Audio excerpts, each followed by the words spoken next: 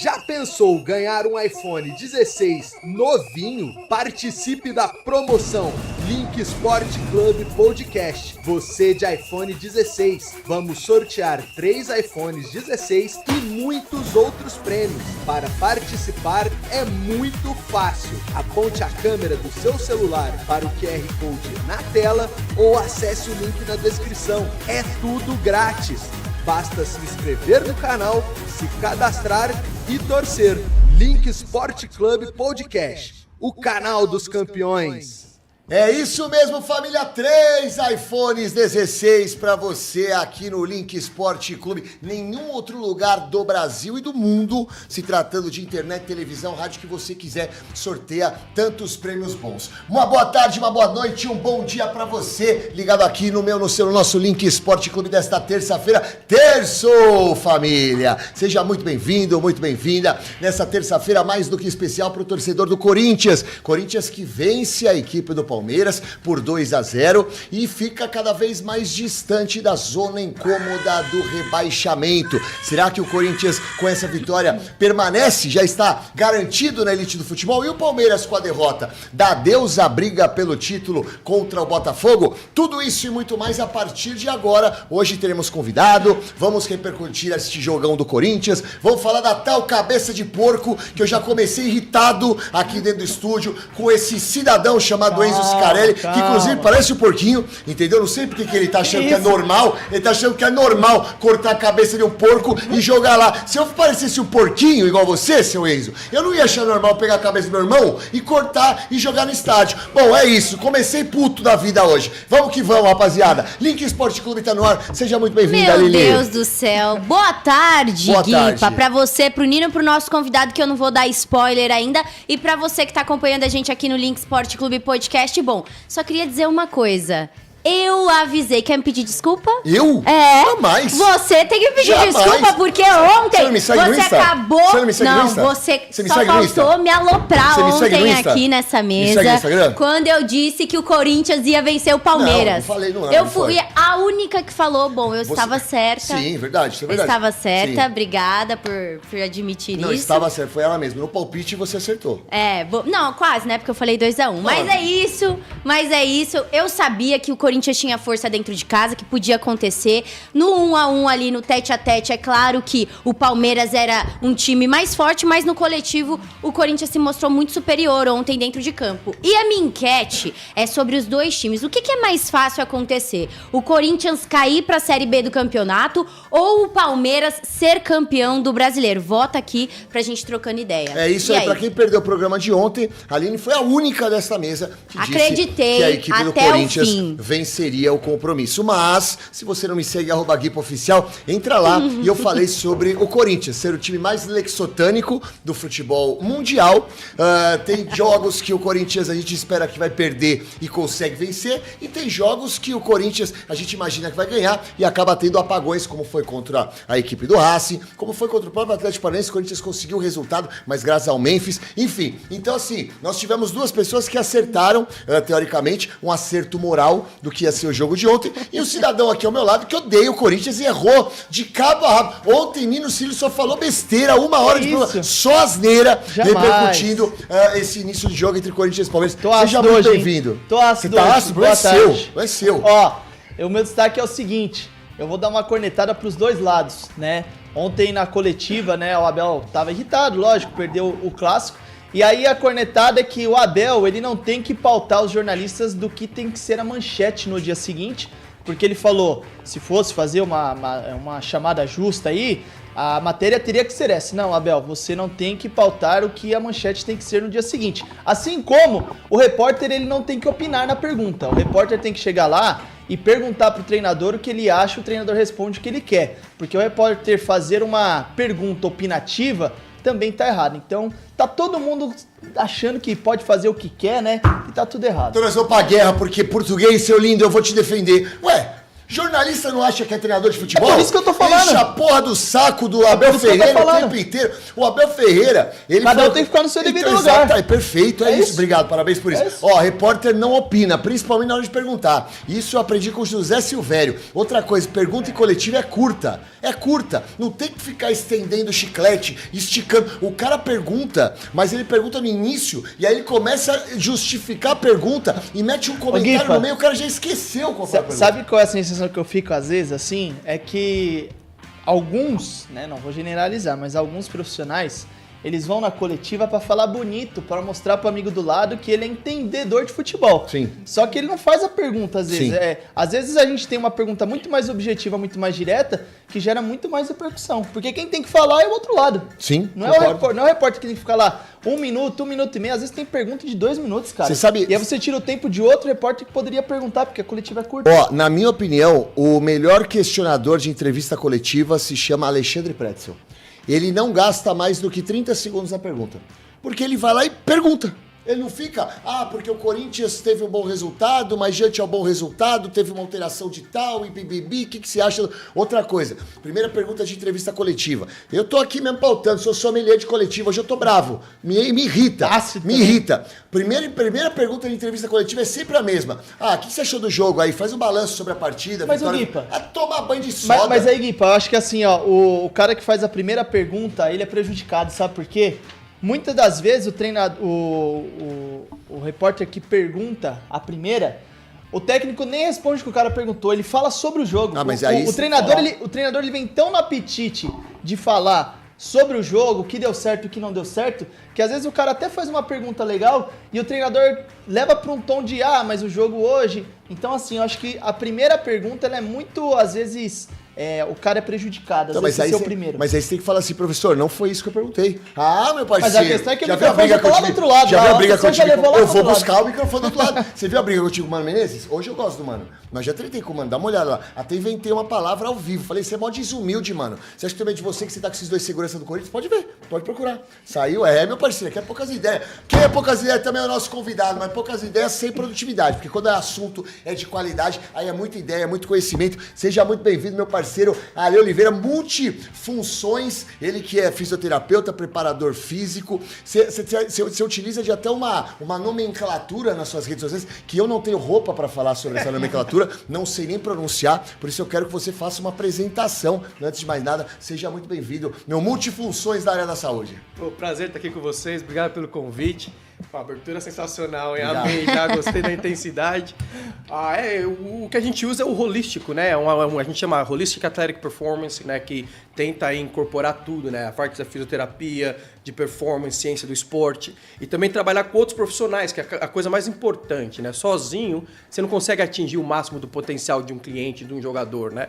Então eu gosto de trabalhar com nutricionista, psicólogos, treinadores, development coaches e tudo isso na área, para poder englobar todo o atleta, para poder realmente produzir e dar para ele tudo aquilo que ele necessita, para ir ele partir para o campo, para a quadra, seja onde ele for, e fazer o máximo, né? Então é por isso que a gente chama de Holistic Athletic Performance. E eu percebo que aqui no Brasil tem crescido muito isso, essa ideia de clínicas de multitarefas. Exatamente. E eu acho que isso já acontece lá fora há muito tempo, né? Sim e não. E por isso que eu comecei a fazer isso desde o começo da minha carreira. Eu sempre vi que tinha uma divisão, né? Todo mundo fala que não tem, que todo mundo trabalha no coletivo, mas não tem. O fisioterapeuta, o preparador físico, muitas vezes começa a brigar, né? Talvez ego, talvez a importância no trabalho, não sei.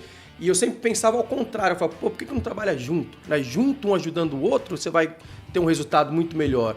E por isso que eu estudei áreas diferentes, por isso que no meu trabalho eu sempre busquei essas coisas diferentes para poder realmente colocar isso em prática. Então está crescendo muito mais, né? O fisioterapeuta hoje em dia também é formado em performance, também é formado em ciência do esporte, o nutricionista também faz cursos de performance, então vai englobando e ajudando tudo isso daí para criar realmente esse link, né? Muito bom. Eu acho muito importante. Ô Ale, você tá nos Estados Unidos já faz 20 anos, né? Você treinou NFL, NBA, soccer nos Estados Unidos. Eu queria que você falasse um pouquinho do esporte no país, desse investimento e desse acompanhamento que você tem com os atletas em si. Como é que funciona? Você trabalha também com a Liga Universitária, né? Sim. Queria que você falasse um pouquinho sobre isso. Claro, então, o esporte lá, todo mundo conhece, eles investem muito, né? Tanto no universitário quanto no profissional. Então, nos times você tem uma ajuda muito grande, financeira e também técnica. Então, o que você precisa, realmente, se você colocar uma proposta legal, você consegue comprar. Né? Que se você mostrar que aquilo vai ser utilizado legal, você consegue comprar. Então, o time investe muito nesse sentido, todos, né? E a cada ano vai melhorando. Quando eu comecei na NBA, era bem mais simples. Eu até fiquei meio assustado a primeira vez que eu fui no centro de treinamento da NBA. Que aí eu falava, nossa, é profissional, né? E só que hoje em dia você vai no centro de treinamento da NBA, é sensacional. Qual foi o jogador da NBA, assim, que você chegou perto e falou, cara, Olha, na barriga, hein? Pra mim são os mais velhos, né? Da época de 90. Mas eu lembro muito quando eu conheci o Scottie Pippen, né? Que eu assistia o Chicago Bulls daqui, né? Meu irmão que fazia eu assistir. Aí tem o Jordan, com certeza absoluta, quando eu vi o Jordan. Mas o Scottie Pippen foi no vestiário, a gente bateu um papo e conversou. E eu meio que travei ali, viu? Meio que... Ficou nervoso. Deu uma travada e tal. A gente bateu um papo, aí fala do Brasil. Todo mundo ama o Brasil, então abre muitas portas, né? Ser brasileiro. E aí depois ele falou, você não quer tirar uma foto? Eu falei, posso, né?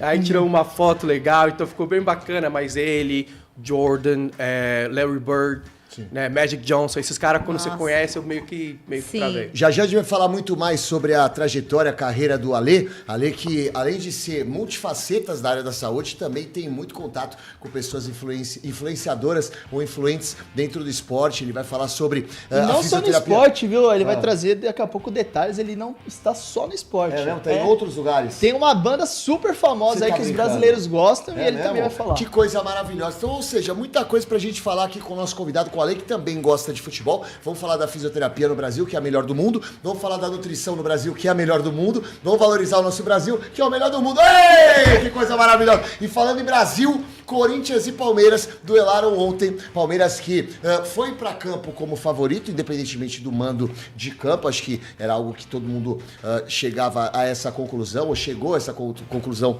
antes da partida. O Palmeiras, ele surpreende o Corinthians, no meu entendimento.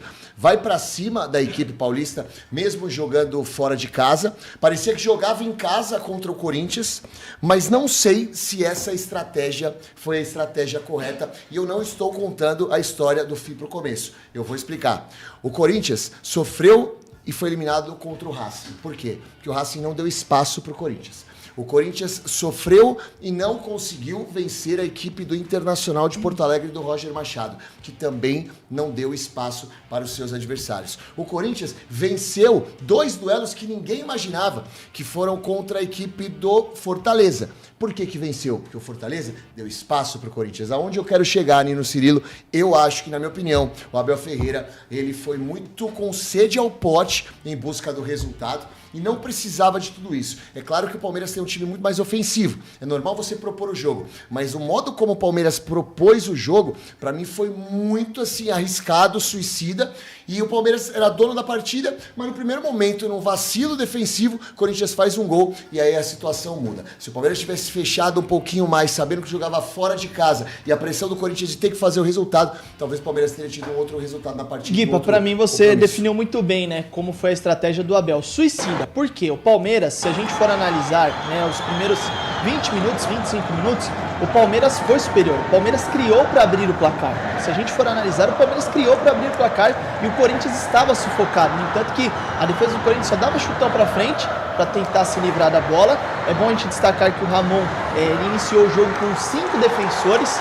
Muito se falou, vai com 3 zagueiros. Não, o Corinthians entrou ontem com 5 zagueiros. Os 2 laterais presos lá atrás, né, poucos subiam, os 3 zagueiros ali fazendo a tradicional linha de 3, 2 volantes na frente da área, o Memphis e o Garro mais recuado, e o Yuri Alberto era o cara que corria desesperadamente, mais ofensivamente ali, tentando pressionar. Então a defesa do Corinthians sempre tirava a bola, e aí sobrava para quem? Para os zagueiros do Palmeiras livre, já iniciar a construção das jogadas.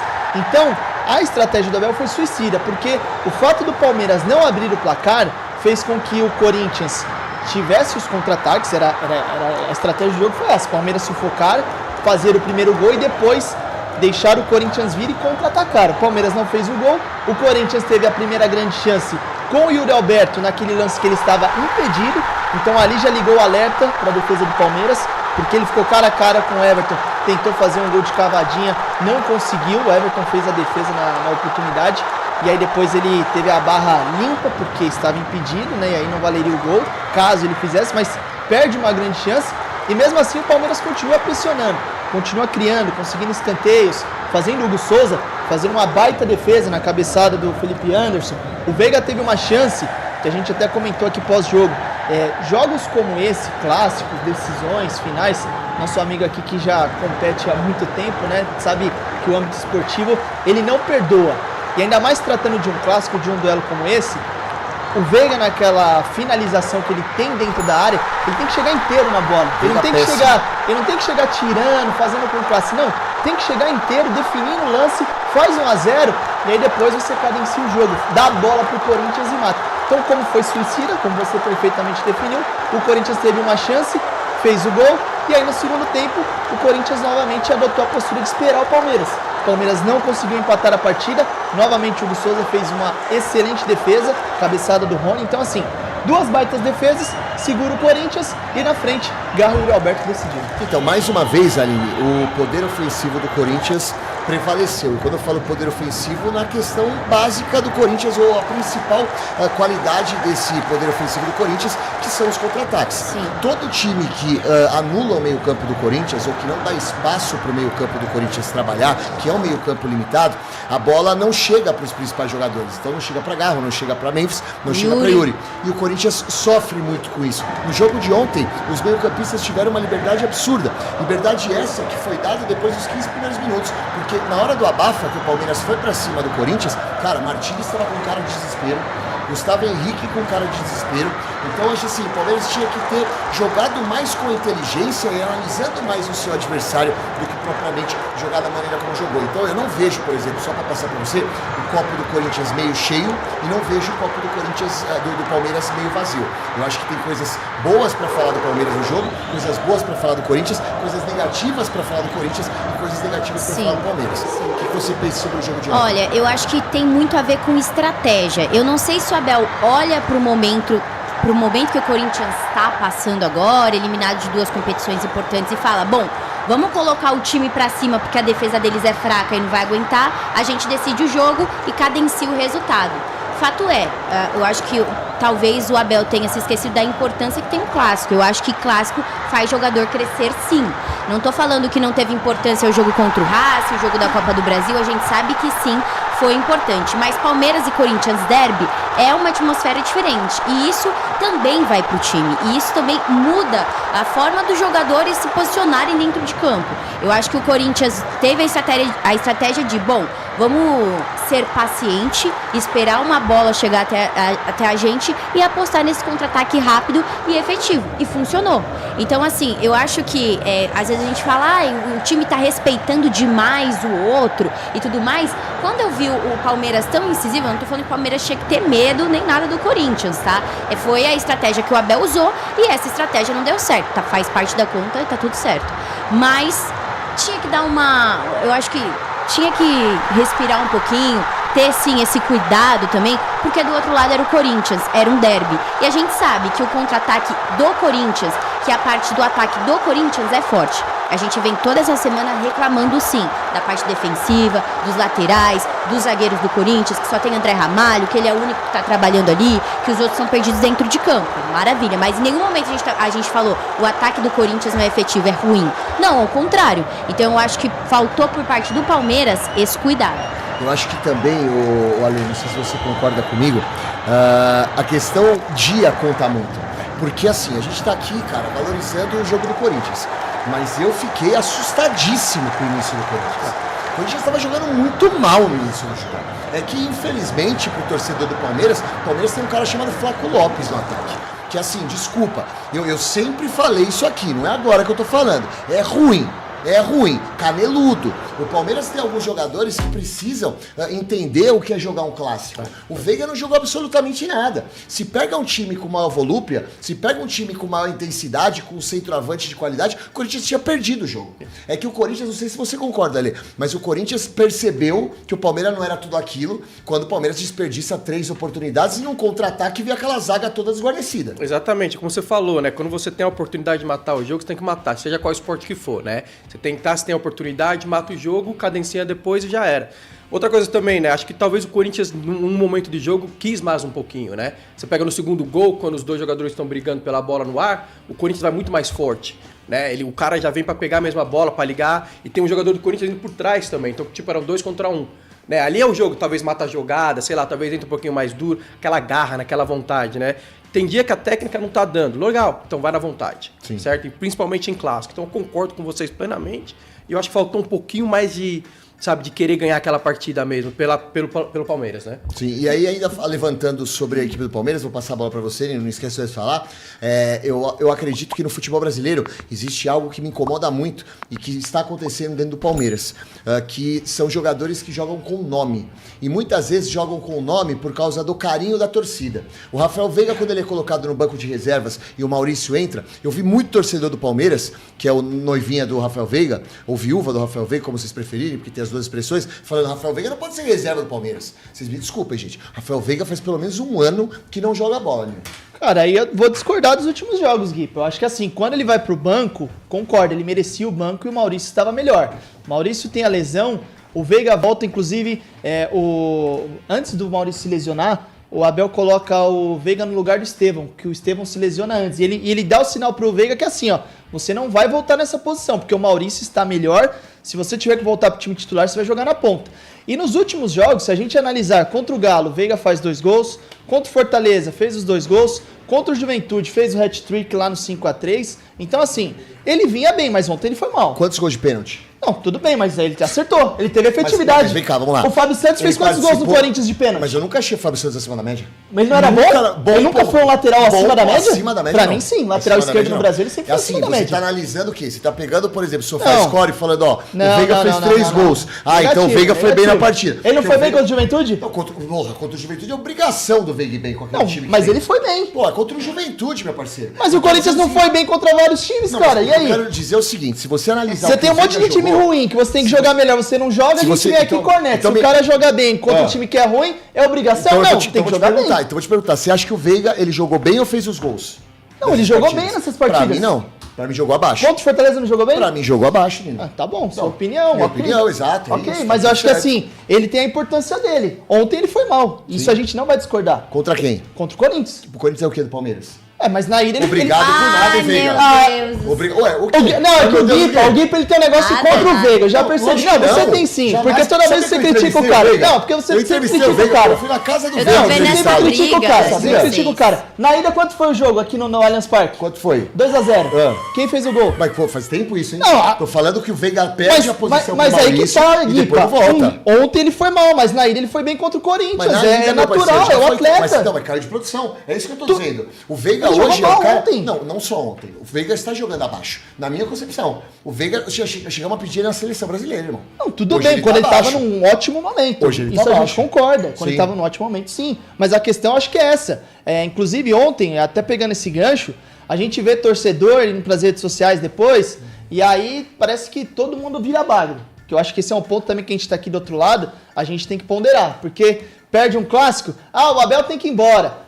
O Caio Paulista é um lixo. Só que há 2, 3 rodadas atrás, nossa, o Caio Paulista resolveu o problema na ausência do Piquerez. Não, o cara pode ser horrível. Desculpa. Eu tô falando isso há muito tempo também. O Flaco Lopes é horrível. Eu tô falando isso há muito tempo. Não, mas- Eu não posso concordar com vocês. Você tá falando umas barbaridades aí. Não, eu não tô falando barbaridade, Felipe, eu tô falando lá do torcedor. Você sempre falou que os caras são ruins, Então. ok. Você sempre falou. Mas o torcedor palmeirense, Vou bem nisso, né? quando ganha, vai falando bem. Aí o dia que perde, parece que ninguém presta. Todo isso mundo é é verdade. falar. É isso que eu tô querendo dizer, que eu acho que a gente que tá do outro lado, a gente tem que fazer esse contraponto. Parece que ninguém presta depois que perde um clássico. Só que quando tava ganhando, durante esses 3 anos que deixou o Corinthians sem ganhar do Palmeiras, aí todo mundo era fera, todo mundo era F, todo mundo jogava muito, o Veiga porque o Veiga gosta de fazer gol em clássico, o Flaco Lopes porque o Flaco Lopes é monstro, o Caio Paulista porque foi o chapéu em cima do São Paulo. Então, o pessoal do outro lado, eu acho que eu entendo o torcedor, ele tem a questão da paixão, que, perdeu o clássico, tá puto, ok, mas aí também não é terra arrasada, gente, né? Não é. Não é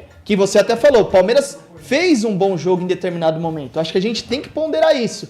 E pegando até um gancho do que a Aline falou, né? O que acontece? Eu acho que o Palmeiras pensou, bom, nesses 15 primeiros minutos iniciais a gente faz um abafo. Se a gente fizer 1-0, ok. Se a gente não fizer, vamos sentir o jogo de novo. Só que o que acontece?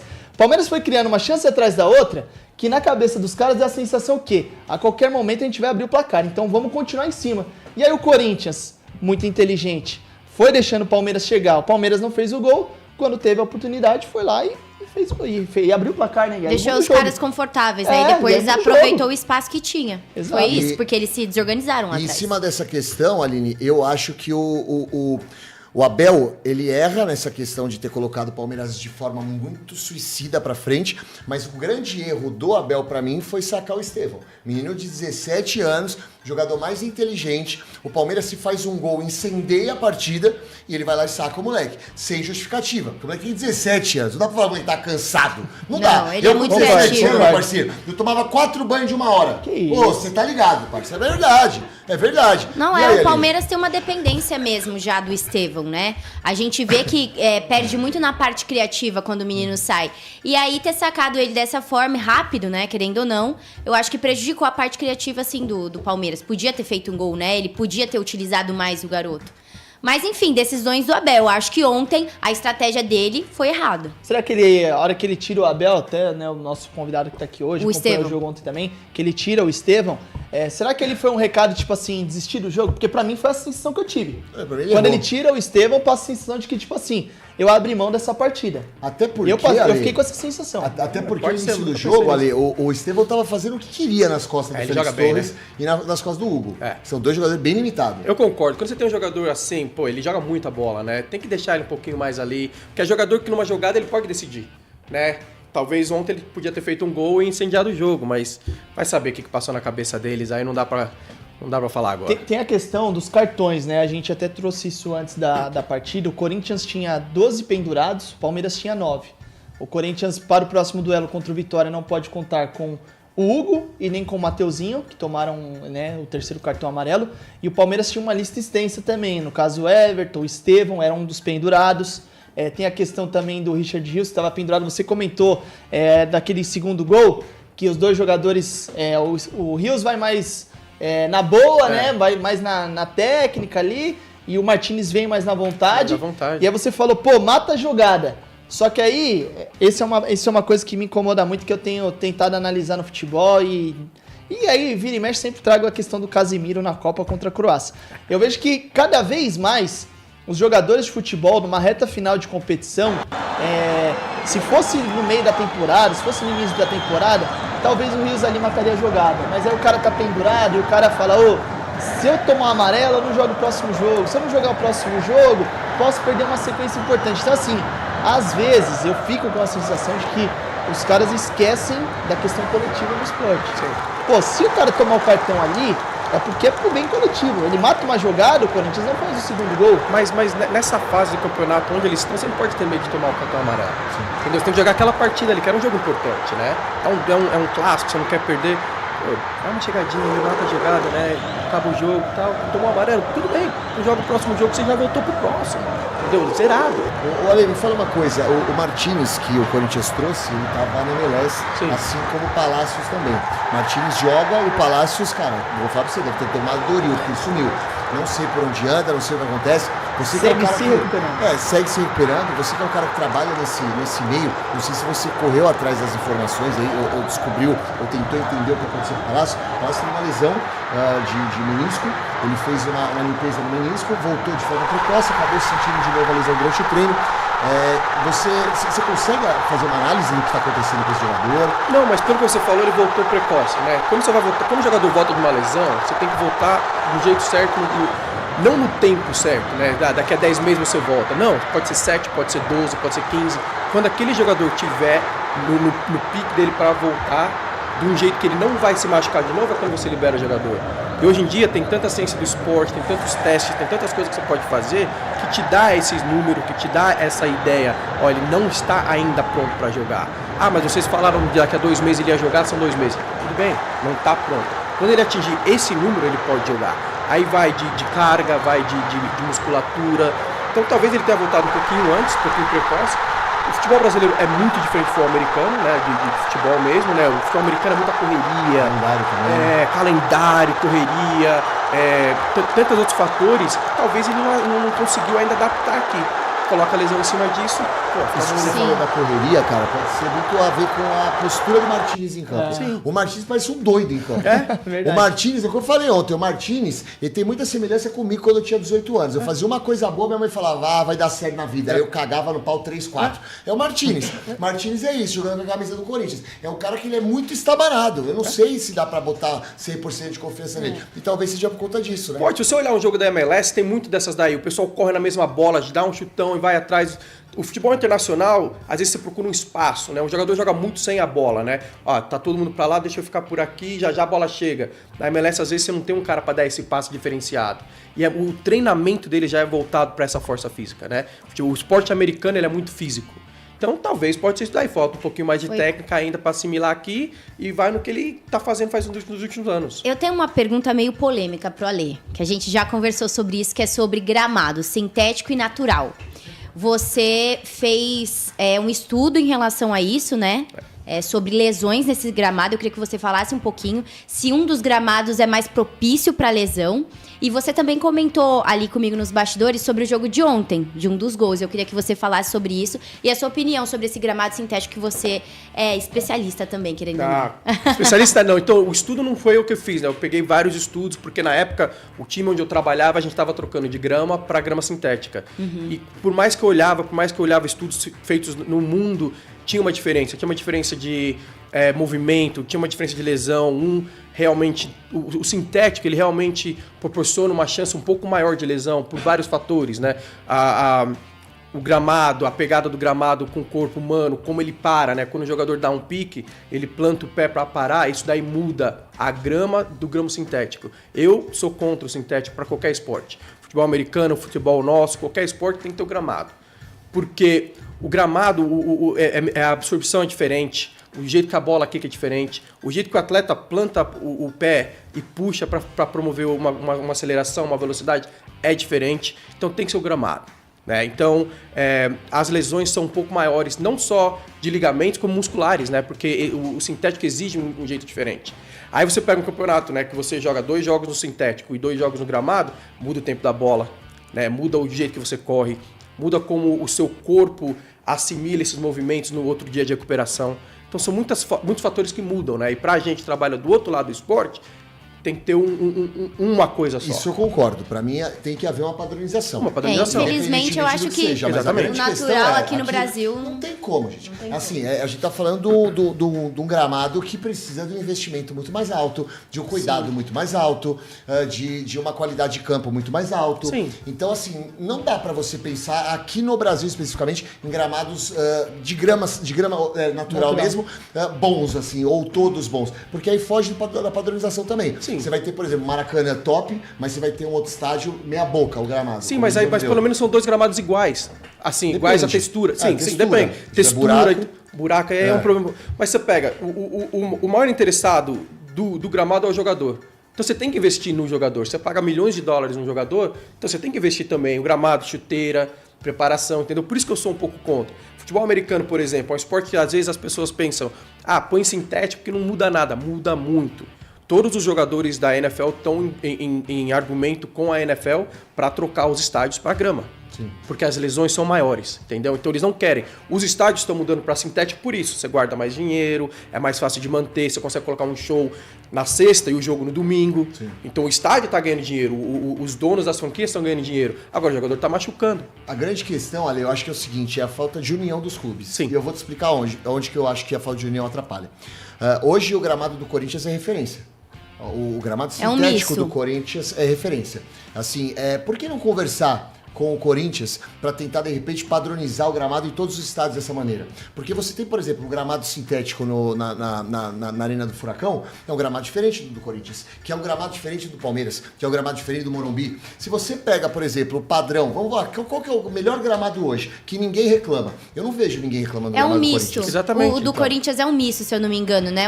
É um misto entre grama não sei. Eu sintética. Acho que... Sim, ele é mais grama natural blend, e menos sintético. É um misto. A porcentagem mesmo. maior. O de Itaquera é um pouquinho mais natural. É um blend. Eu sei blend porque eu sou um especialista em vinhos. E tem um vinho que chama Bordeaux, que é um blend de uvas. Olha só. Vem comigo, pai. Ô, Guipa, mas Pra só... muitas informações, Guipa Oficial, diga, bebê. Só dando meu Pra ponto você é sangue de boi, truta, não só... tem como. eu tomo que tiver.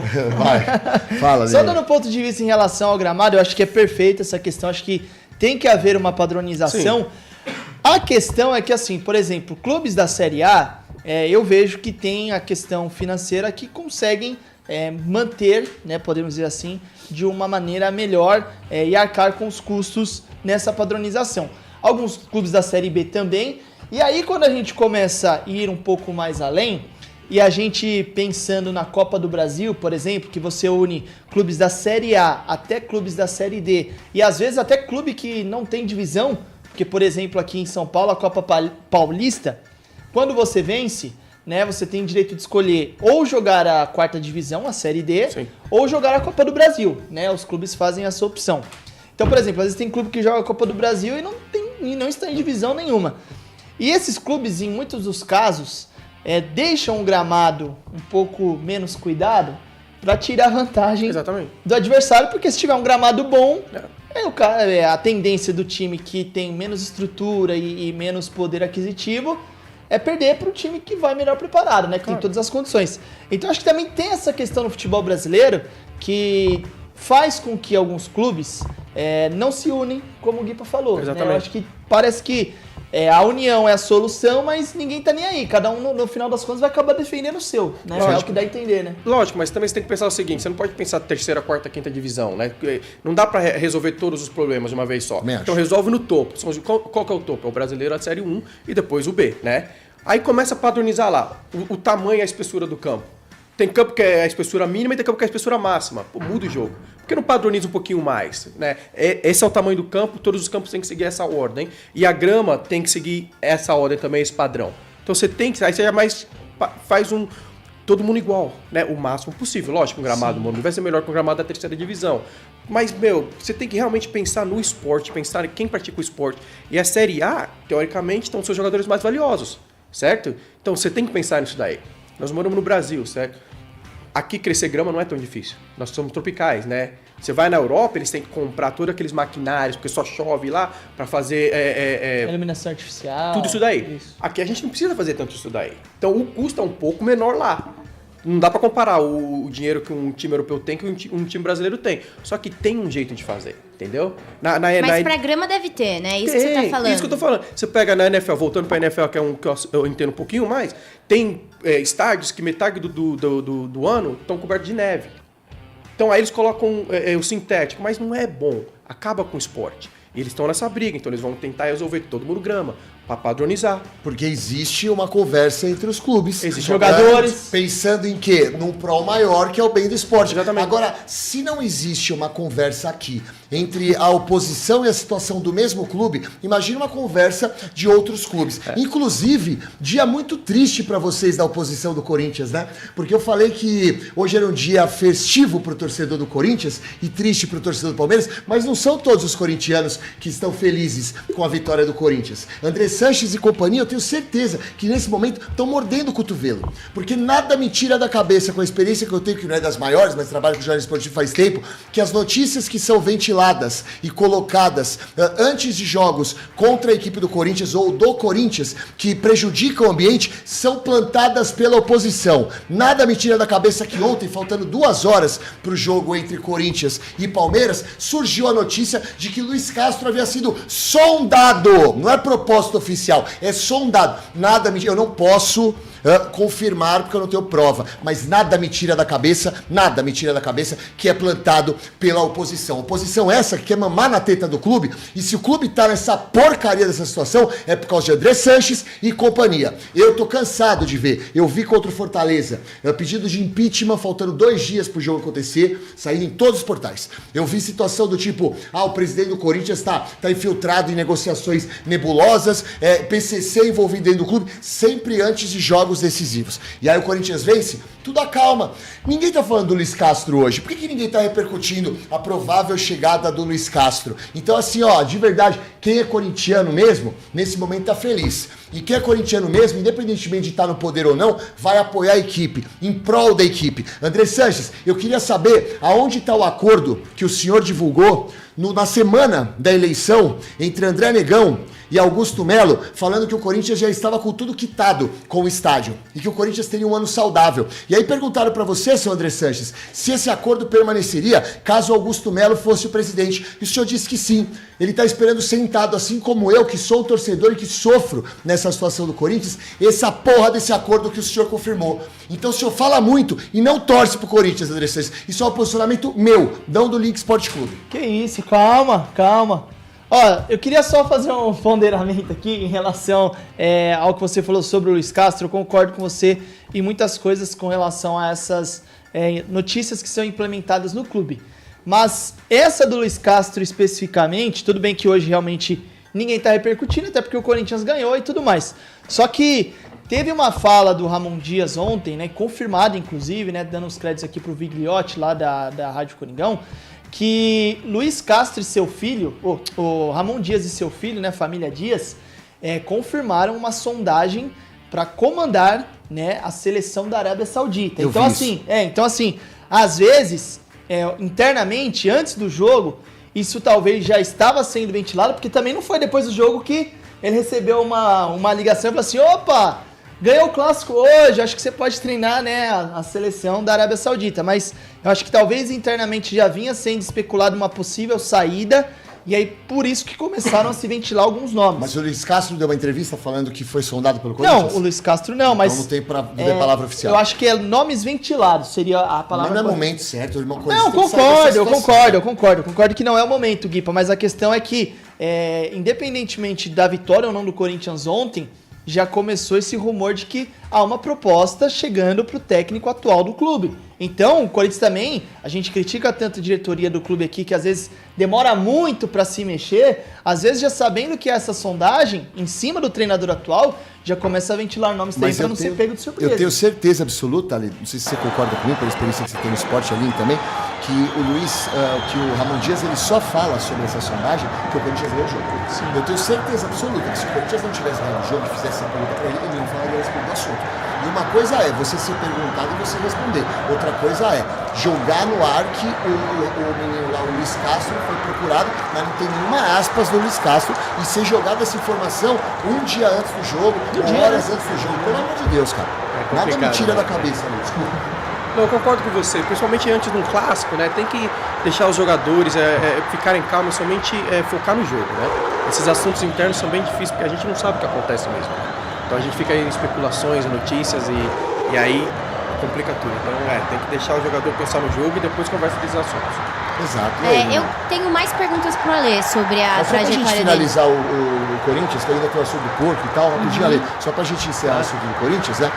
Você acha que o Corinthians tinha que pensar na possibilidade de não ficar com o Ramon Dias, ou Nina? Eu passo a bola pra Alê também. Cara, nesse momento eu ficaria com o Ramon Dias, né? Até porque se a gente for analisar a longo prazo o trabalho dele, oscilou, né, em alguns momentos, mas a partir do momento que o Memphis chega, que é um cara que vira a chave do Corinthians, o Hugo Souza chega, vira a chave do Corinthians, ele está fazendo um trabalho ok, ele está livrando o Corinthians do rebaixamento. Podia ter ganho a Sul-Americana, podia ter ganho a Copa do Brasil, mas gente, se a gente for analisar o ano do Corinthians, ninguém imaginava que ele chegaria na semifinal, então assim, foi até o limite, o time do Corinthians foi até o limite, até onde deu, e não conseguiu chegar nas finais. Então, analisando, né, questão bastidor, questão que acontece no dia a dia do clube, eu acho que ele faz um trabalho e dá para iniciar com uma temporada que vem trazendo bons nomes também para ajudar a reforçar esse time. E aí, Alan, você é um cara que trabalha no esporte que é a favor de permanência de técnico? Sim. Ou resultado? Não vê o resultado? Não. Essa parte negativa do esporte é resultado, né? Então, se você não tem o resultado, você acaba sendo demitido ou pega a sua camisa, já pediram a carinha várias vezes, né? É isso. Mas continuidade, cara. O time tem que ter continuidade, os atletas têm que ter continuidade, o técnico tem que ter continuidade. Você não pode chegar no time em 2, 3 dias, você fazer uma mudança muito grande, assim. Não é assim que funciona. Tem que ter toda uma filosofia de trabalho, tudo que você tem que colocar em prática.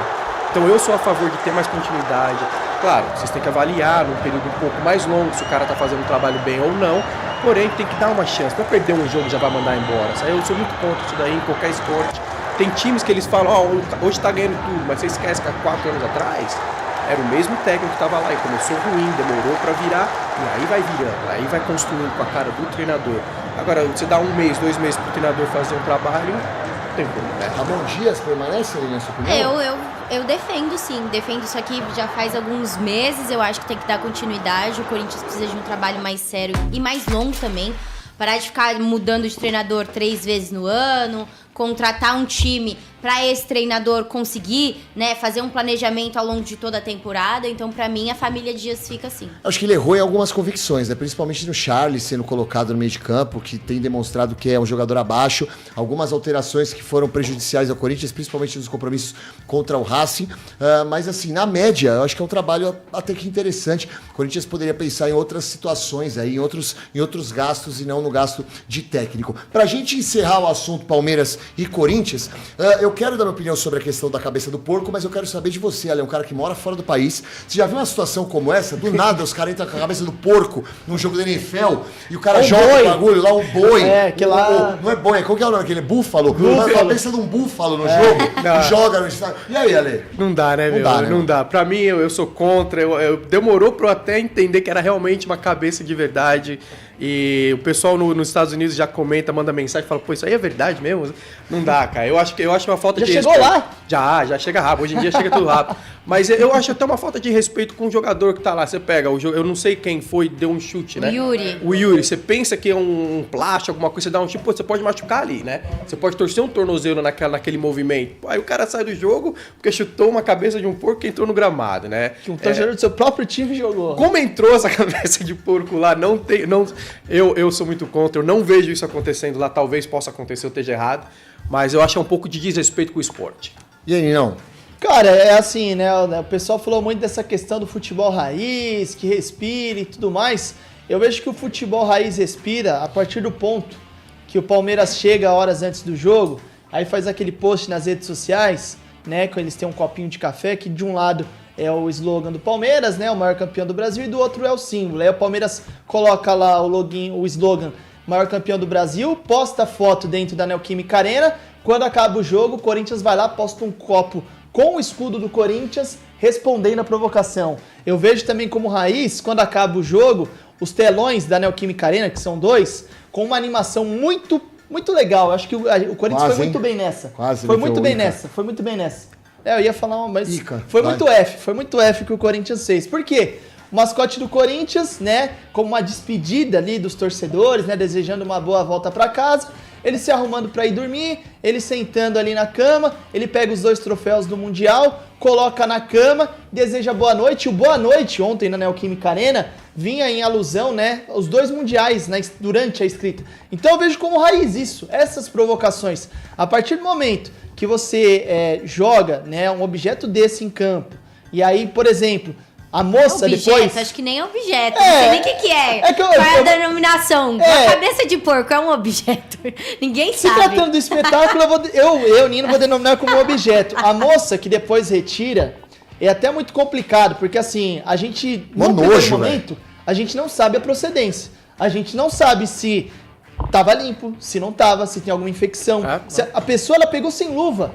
Imagina se essa pessoa fica contaminada com alguma doença. O próprio Yuri Alberto falou na saída do campo que ele achou que era um plástico. E aí ele chega pra chutar, é igual aqueles vídeos que a gente vê na internet, da pessoa coloca uma bola normal, alguém vai lá e chuta, aí quando a outra vem chutar é uma bola de gesso, né? E a pessoa acaba chutando e caindo. Então, ele foi com uma intensidade pra chutar o plástico e numa dessa... Você se machuca, aí você fica fora do gramado por 2, 3 semanas por causa de uma... Então, assim, pro torcedor, né, eu acho que a atmosfera, o clima, o resultado favorece a zoeira, a brincadeira dos torcedores, ok. Mas se a gente analisar no âmbito esportivo, não é legal porque a gente sabe também como as torcidas brasileiras reagem. Então, o ano que vem, no Allianz Parque, beleza, a polícia pode até ficar em cima, falar assim, opa, os caras vão querer dar o troco.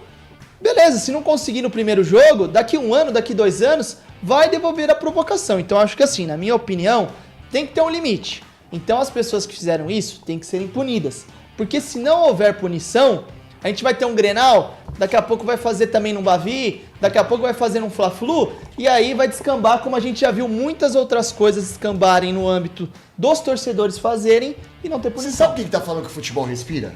É a geração Enzo Valentina, truta. É a geração Enzo Valentina que nunca tomaram chuva na cabeça no estádio, que nunca gastaram 25, 30 conto numa capa de chuva pro cara do seu lado mais malandro que você roubar sua capa e dar o tapa na sua orelha, que nunca entraram no estádio sem querer com algum produto em forma de pó, no caso de repente, sei lá, é verdade. Mas quem nunca? Eu já tomei tapa na cabeça porque eu tava com whey protein no estádio, os caras falaram, não vai entrar. Eu falei, whey protein. Mano, já não foi uma vez só não, foram vários. Eu pegava assim, ó, botava o whey protein ali e falava, ó, é o whey protein, ó, não tá adormecendo minha boca, você tá senhor. muito Não maromba, Mano, velho. já aconteceu comigo de eu levar pro estádio, voltando de faculdade, tava com o talher, porque eu tinha comido marmita, talher é sujo, filho. Não vai entrar tentando com talher por quê, rapaz? Aí eu fico perguntando, mano, eu, cidadão de bem, tomo tapa na orelha porque eu entro com o talher sujo de marmita que eu tava na faculdade. Parceiro meu que fazia odonto, ele não pode entrar no estádio, porque ele tava com aquele negocinho de pozinho de fazer bagulho de dente, caramba. Pezinho e tal. Tomou, mano, uma canseira de 15 minutos. Os caras pressionando pra falar que é isso? É droga ou não sei o quê? E bibi, tá certo, fazer o trabalho dos caras. Agora, mano, o cara consegue entrar com a porra de uma cabeça de porco. Vocês estão de brincadeira. Ah, o futebol respira. Respira onde, meu parceiro? O que o futebol respira são provocações da hora. O problema é o seguinte, a geração Enzo e Valentim, eles estão rebeldes. Eles estão naquela fase de rebeldia. Então, assim, a cabeça de porco foi tirada, futebol respira. Aí outra coisa que os caras adoram falar, esses caras lacram.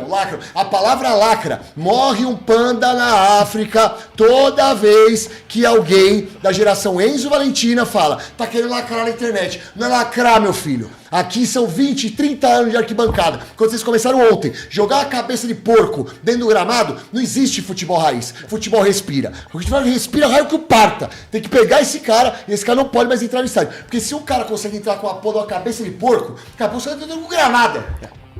Porra, mano. Ué. Tá errado isso, velho. Não é certo. Cabeça de porco, mano. Cadê os caras pra controlar? Por que eu não consigo entrar com alguma coisa dentro do estádio? Qualquer coisinha os caras tiram da minha bolsa. Outro dia tentaram entrar com uma lixa. Uma amiga minha no estádio com uma lixa, não deixaram entrar. Não, eu acho que é bom a gente mano, pontuar. A lixa não pode, mas uma cabeça de porco, Cara, tá tranquilo. eu acho que a gente pode pontuar, inclusive, duas coisas que aconteceram recentemente. Crianças tentaram entrar com o rosto pintado. Não Então, puderam. mano. Crianças. Aí que é o raiz, né? Entrar com o rosto pintado, um bandeirão talvez, né? Uma zoada legal, isso aí é raiz. Jogar bola na rua, né? Esfolar o pé jogando bola na rua Olha, descalço. lá fora, teve algum caso, assim, não sei se cabeça parecido, de né? porco? Cabeça de porco não, mas qual é o Algum caso mascote do rival? mais maluco que você viu dentro das ligas que você atua, assim, de torcida? Eu nunca vi assim, né? Pode ter acontecido, eu nunca vi, nunca presenciei, mas o jogo lá é um espetáculo bem legal que o pessoal respeita, né? Então, eu já vi, a gente jogou um jogo contra o Green Bay lá, em janeiro, um frio, uma neve, eu tinha umas 18 roupas, e o pessoal atrás de mim sem camiseta, de short, todo pintado, estavam lá, já estava chacoalhado, dava pra perceber, mas Estavam quentes. E não pararam o jogo inteiro e brincavam e zoam o jogador zoam ele de volta. Então aí tem o pessoal que se fantasia, você sabe que todo jogo aquele cara vai estar no lugar dele fantasiado, tem sinais. Essa parte eu acho bem legal, zoam muito, né? O Green Bay, de novo, eles vão com a cabeça de queijo, né? No jogo passado, o torcedor do Uma Detroit... cabeça de queijo? Queijo cortadinho assim, sim. é o símbolo deles, né? Aham. Aí um torcedor do Detroit veio com um ralador. Então botou um ralador de queijo. Pô, legal, zoa. Essa aí eu acho bacana, mas... Cabeça de porco na Cabeça cabeça. de porco. só pra- Vou jogar uma cabeça de búfalo, imagina.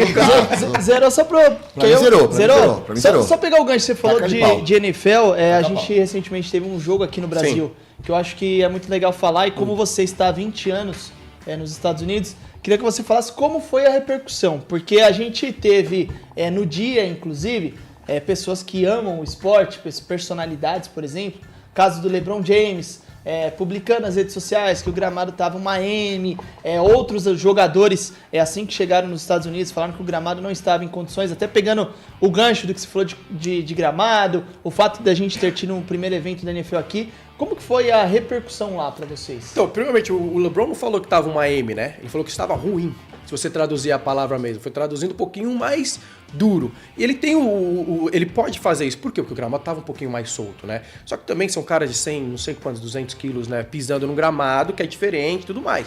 Isso eu entendo, por isso que o gramado soltou um pouquinho mais fácil, né? Mas, em geral, foi muito boa, foi muito positiva. Eu assisti o jogo, eu queria ter participado, estava aqui. Todos os jogos da NFL que eu participei, no começo do jogo tem aquele espetáculo, né? Cantar o hino e tudo mais. E todos os jogos eu me emocionava, todos. Porque é uma festa tão bonita, eles cantam o hino, aí passa um avião por cima do estádio, pô, você tá, pô, eu tô aqui, né? Imagina o hino brasileiro. E quando teve o jogo brasileiro, eu não tive a chance de ter. Então, eu perdi uma festa muito boa, porém, já estão falando de um jogo próximo. Então, foi muito bom. Foi uma festa bonita. O Brasil é sensacional, né? Você pega o vídeo do jogador correndo com a bandeira do Brasil no estádio, lá repercutiu muito isso daí do lado positivo. Então, foi bem legal, foi bem bacana. Eu acho que vai ter mais jogos e eu acho que no futuro vão ter ainda muito mais jogos, tipo 2 ou 3 no ano. Na Europa, você vai na Inglaterra, são 4 jogos no ano, né? Então o Brasil não é tão longe, dá pra fazer muito bom você ter falado isso, viu? Porque realmente eu vi alguns jornalistas descendo o cacete, dizendo que porque foi ruim. Porque as pessoas elas têm um problema aqui no Brasil, que é o seguinte: é supervalorizar o que é de fora e não valorizar o que é nosso e envolver tudo que é política em cima de esportes, em cima de frustrações, em cima de coisas que na cabeça deles não deram certo. Exatamente. Então na cabeça dos caras, vamos torcer pra NFL não dar certo porque nós vamos criticar o presidente atual. Porque não vamos torcer pra não dar certo a NFL porque vai ser o estado do Corinthians. Não tem que ser assim. Não, tem que valorizar o nosso país. Foi bom você ter falado Exatamente. isso. E outra, às vezes isso acontece muito porque eles querem comparar. O preço do sanduíche aqui era muito mais caro, você vai nos Estados Unidos, não compara, gente. A minha opinião é do jogo, tá? Do jogo, de como foi o espetáculo, de como foi o jogo. O gramado não influenciou no resultado. Não teve um jogador que saiu daqui machucado, que perdeu a temporada. O pessoal que eu conheço que trabalha nas equipes, todos adoraram. A torcida, eles falavam, pô, imagina um jogo de futebol com essa torcida, entendeu? Então eu acho bem bacana. Infelizmente sempre vai ter uma pessoa que vai querer comparar. A comparação faz um negócio ficar meio chato. Não dá pra comparar. O Brasil é o Brasil, os Estados Unidos é os Estados Unidos. Agora, pelo que eu vi, foi sensacional. E eu tô... Pô, quem organizou esses jogos, imagina o quanto é difícil pra você conseguir organizar esses jogos. Sim, pô. Né? Logística. Pô, tá de parabéns quem organizou esses jogos. Tá mesmo. Eu conheço alguns pessoal que organizou, repórteres que estão há tanto tempo buscando, né, trazer o esporte.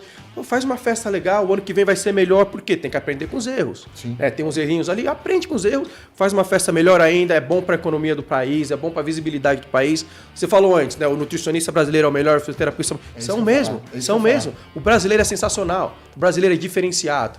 Né? A gente não tem, às vezes, a economia que o inglês tem, que o americano tem, mas você continua produzindo fisioterapeuta sensacional, preparador físico, técnico, jogadores. Respeitados no mundo todo, Exatamente, né? Exatamente. Então nós somos muito bons. Então valorize o brasileiro. Sim. Eu valorizo sempre o brasileiro. Eu tenho amigos sensacionais aqui no Brasil.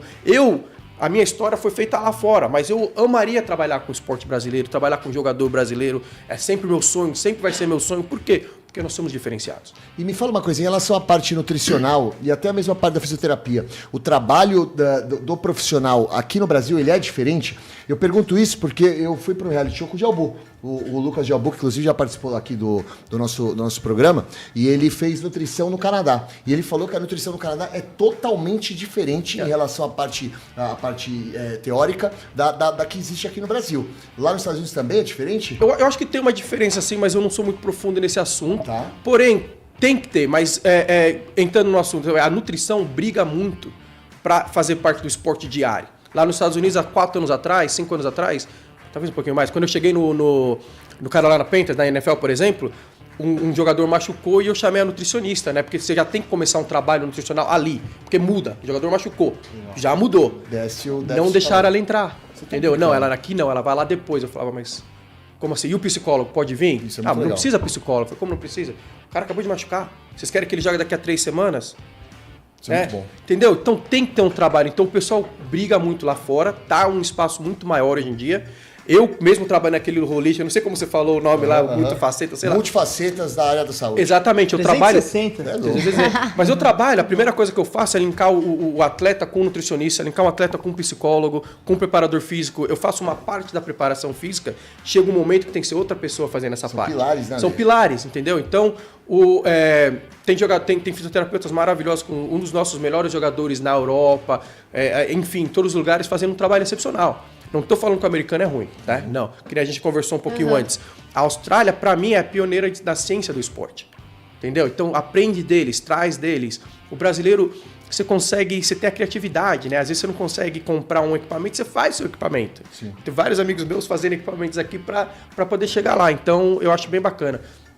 Talvez seja diferente sim, mas eu acho que talvez a diferença tenha mais na valorização que esses profissionais têm do que na qualidade deles. Você que tem uma cabeça mais internacional do que propriamente a nossa, existe um debate muito grande aqui que é a questão da reposição hormonal.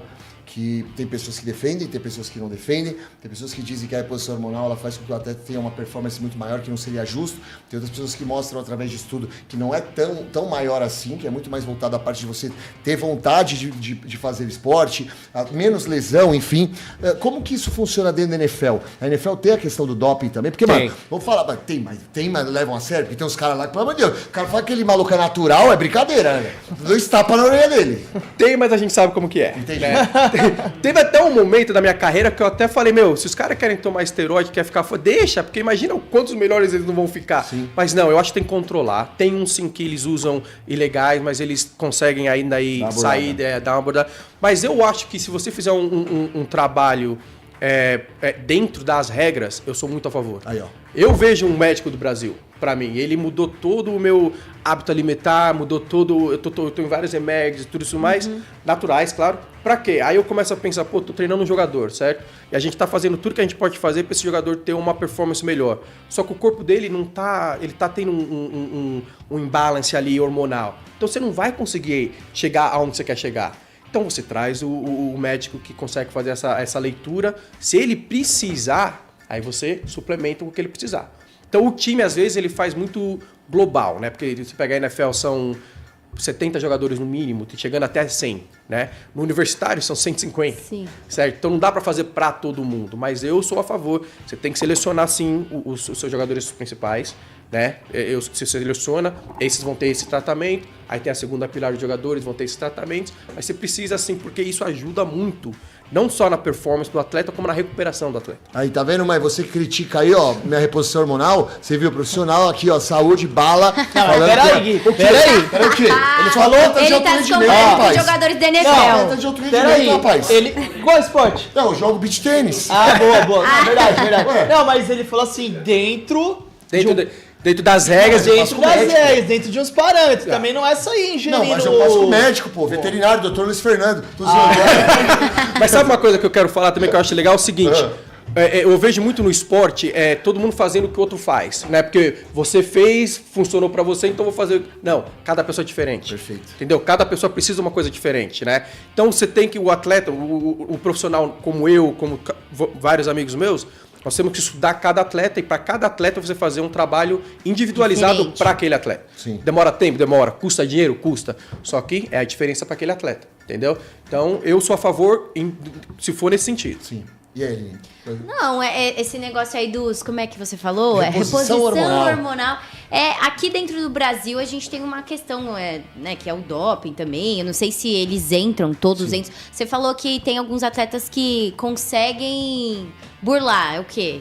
Conta pra gente. Tem compostos que são similares e não tá dentro da lista? Ou isso? Ou o tempo que você faz, né? Ah, entendi.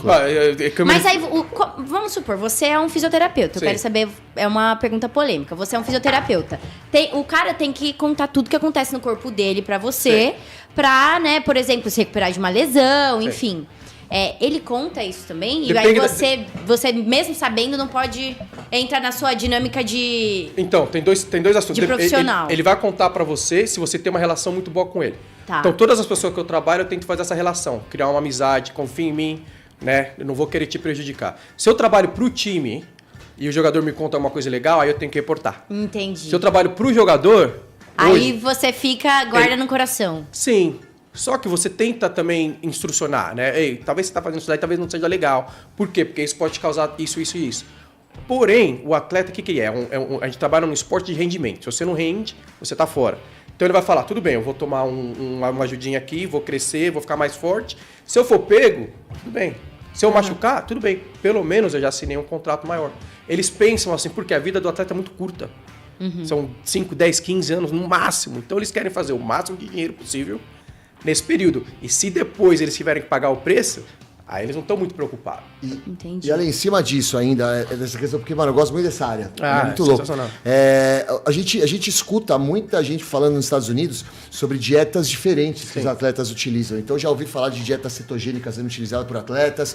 Dizem que, inclusive, aquela série que passa na Netflix que é mentira, que é um fake, eu não sei se é verdade, quero até saber de você. Nossa, é fake ou não é? Não, dizem que é fake. Então eu escutei alguns, se você pesquisar na internet, falam que, por exemplo, que esses atletas que eles citam que fazem a dieta low carb, que é a dieta sem o uso do carboidrato, que eles utilizam sim carboidrato, que é apenas uma obra criada pela Netflix. Eu não sei qual série que você está é falando. uma série que fala sobre as pessoas que são veganas, atletas que são veganos. Não, mas aí é como qualquer outro assunto. Quando você faz um documentário focado num assunto, você vai linear para esse assunto. Então, um jogador pode ter conseguido fazer. Por exemplo, vocês estão mostrando a foto do Cam Newton. Quando eu comecei a trabalhar com ele era pescetariano, né? Que só come peixe e vegetais, não come nada mais. Nossa! Né? Talvez eu até errei o nome, mas enfim. Só comia peixe e quando eu comecei a trabalhar com ele passou a não comer nada. Somente vegetais, saladas, cortou queijo, cortou carne. Vivia do quê? Com a energia? Plant-based, né? Então ele comia tudo isso. Aí que era o assunto que eu tinha com ele. Eu falava, pô, você é tão pesado, você é tão forte, você tá perdendo recuperação. Aí ele falava, mas eu não quero comer carne, eu não quero comer frango, eu não quero comer peixe, eu quero comer nada, eu quero ser vegano. Eu falei, mas aí nós estamos perdendo muito desse assunto. Aí vai no que você perguntou antes. A gente dá a instrução pro atleta, a gente tenta educar o atleta. No final das contas, ele faz o que ele quiser. Aí o que você faz? Você traz um nutricionista em volta, aí você fala, eu tenho esse cara, pesa tanto, ele precisa de quanto de calorias diárias para poder ter uma recuperação boa? Tanto. Aí você vai nele e fala, vamos procurar umas comidas mais saudáveis. Você vai tentando ajudar. Mas é possível você ter um resultado, por exemplo, um atleta de alto rendimento, que utiliza da força, que precisa da massa, ele consegue ter esse mesmo resultado, esse mesmo desempenho, até por conta da ausência de creatina que tem na carne, sendo vegano, sendo um cara que usa dieta low carb? 1 ou 2 sim, 10 não, entendeu? Só que você pega, teve um caso que teve isso daí, era um jogador, ele era um defensive line, os grandões que estão na frente, e ele passou também a ser vegetariano. E aí, no meio do campeonato, ele começou a falar, tô sem força, né? O que você acabou de falar. Tô sem força, tal, não tô legal. Aí, fomos lá para a nutricionista e falei, ajuda que eu não sei o que ele tá fazendo. Ela só começou a colocar um pouquinho mais de peixe aqui, um frango ali, uma carninha ali. Começou a mudar um pouco a dieta dele. Em 2, 3 semanas, falou, tô me sentindo melhor. Porque tira a energia, né? Mas o que ele fez? Ele copiou alguém que tava fazendo isso. Aí, quando ele procurou um profissional, ele fez um trabalho profissional pra ele. Entendeu? Então, não. O atleta precisa dessas suplementações sim. A melhor jeito de conseguir suplementações é tem gente que faz tudo errado. Por exemplo, o cara é atleta de alto rendimento, deve treinar pra caramba, não quer comer carboidrato. Aí vem o Enzo aqui, que só come carboidrato. Aí não faz nada. O cara só come o dia inteiro comendo bolacha, acha que traquinas é vida, e hambúrguer. Precisa ser assim, ó. E aí, hambúrguer é bom, hein? O quê? Hambúrguer é bom. Depende do hambúrguer, filho. The techniques that he's doing is kind of Me new, desculpem os but veganos, mas Yeah, eu gosto yeah, é bom, né? old twist to it as well. And it's steakzinho, helping meu me. parceiro. O que você acha que eu tô Get comendo it aqui? to sometimes you É treatments diferente a churrasco day. aqui, né? A person comida like aqui é that sensacional. Eu chego aqui e saio daqui. that I never thought I needed until É muito bom. Eu tenho 5 dias pra comer tudo que eu posso comer num ano, né? I Então need eu it já more venho than preparado ever. já. O café da manhã, Him being around just for a short period of time that he's been there has não cuida muito da been alimentação. astronomical for my Depende de growth. quem, And né? I Depende de know, quem, mas é muito for, prático, you know, né? I owe a lot Hoje em dia to nos Estados him, Unidos tem muita comida prática. Você coloca no getting me micro-ondas, já feeling tá the way pronto, I'm você feeling. faz, mas não é tão nutricional.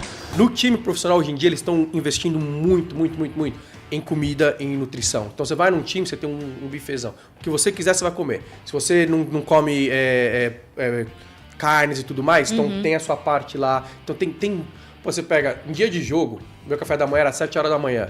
Eu comia 2 filé mignon, 2 ovos e brócolis. Era meu café da manhã. Delícia. Porque eu só ia comer depois às 4 horas da tarde, 5 horas da tarde. Então, Você é louco. pegava. Então, Fala aí, seu café da manhã. Meu café da manhã são 6 ovos inteiros, com banana, canela, mostarda e um pouquinho de sal pra dar gostinho. Aí, ó. E 3 bisnagas de milho. Ah, pai, esquece. Caramba, né? 6 ovos e 3 Ah, bisnagas. mas eu gosto de encher a boca, entendeu? Rapaz. Eu gosto de matar, entendeu? É isso. Mais alguma coisa, senhoras e senhores? Tranquilo. Ale, prazer e satisfação. Obrigado pela sua participação. Seja muito bem-vindo. Quando você quiser voltar aqui, as portas do Link Sport Clube estarão abertas para ti, certo? eu que agradeço. Muito obrigado por estar aqui. Um papo bem legal mesmo. Tamo Bacana. junto. E se eu souber de alguma gringa aí que queira casar com um brasileiro pra conseguir um green card, Já te mando. chama pro pai que o pai tá na trinca. Tô querendo ganhar um green card e morar lá com a Ale nos Estados Unidos. não com ele. Com a amiga da Lê. Com a amiga da Lê. Você tá querendo fazer essa suplementação americana que eu sei. Eu quero truta. Eu quero mais Estados Unidos. Não vem mais olhar pro E pra Nino. Turquia? Turquia eu voltaria também, só se fosse tá bom. acompanhado. Só pra saber. Nino, forte abraço, meu parça. Tamo junto, meu brother. Valeu, Prazer e Guipa, valeu, Aline. satisfação. Obrigado, Ale, por ter Falou. comparecido. Tamo junto, 18 horas tem mais. É isso, É isso Aline. aí. prazer e Tamo satisfação, junto, tamo sempre, junto. 6 horas estamos aí. Eu, Nino Cirilo e Enio Ricanello pra vocês. Família 3, iPhone 16 pra finalizar aqui, ó. Vou falar da promoção. Você coloca o seu celular nesse QR Code lindo que você tá vendo aí na tela, você preenche o formulário, vai ganhar o número da sorte, terminando o Campeonato Brasileiro, Libertadores e a Copa do Brasil. Nós vamos Guipa, sortear esses 3 iPhones. Diga, Só Nenê. uma última informação. Nós estamos a 500 inscritos para bater 5 mil. Então você que tá do outro lado, ainda não se inscreveu, se inscreve. A gente iniciou o dia hoje com 4.930. Oh, que maravilha. Já ganhamos 200 seguidores. Bateu? Então vamos bater a meta. Bateu 5 mil nudes do Nino, certo? Tamo junto, gente. Prazer Meu e satisfação. Deus. Vocês não se arrependem, É nóis. melhor não. Forte abraço. Melhor não. Fui.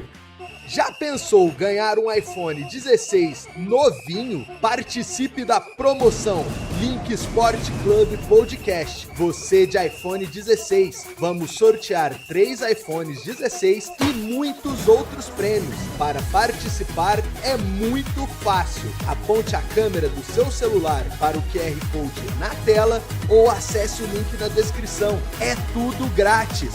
Basta se inscrever no canal, se cadastrar e torcer. Link Sport Club Podcast, o canal dos campeões.